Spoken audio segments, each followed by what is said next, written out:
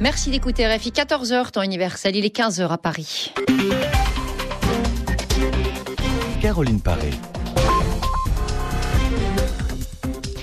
À la une de l'actualité, un attentat déjà condamné de Washington à Paris en passant par Moscou. Explosion dans un bus ce matin. 17 blessés à Tel Aviv. Attaque terroriste d'après le gouvernement israélien. Aucune revendication jusqu'à maintenant et très vite. Riposte israélienne. 5 Palestiniens au moins tués à Gaza.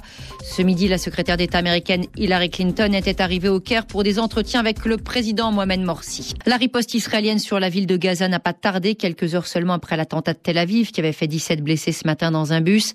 5 Palestiniens tués dans un raid aérien et une autre frappe cette fois sur l'immeuble où se trouve le bureau de l'agence France Presse à Gaza. Sur place, un enfant aurait été tué.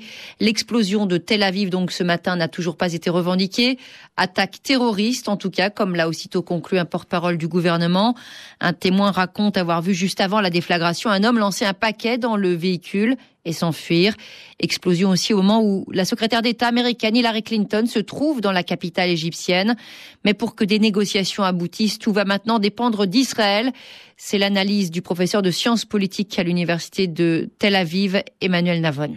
Je pense que les espoirs de trêve dépendront non pas de la volonté du Hamas, mais de la capacité d'Israël de faire pression sur le Hamas et de la communauté internationale pour essayer de faire plier le leadership du Hamas. Et du côté d'Israël, je crois que la meilleure façon d'arriver à un accord de cessez-le-feu est de faire passer un message très clair au Hamas, à savoir qu'une opération terrestre est sur la table, est une possibilité, et plus le Hamas se sentira menacé, plus il sera apte à arriver à un accord de cessez-le-feu.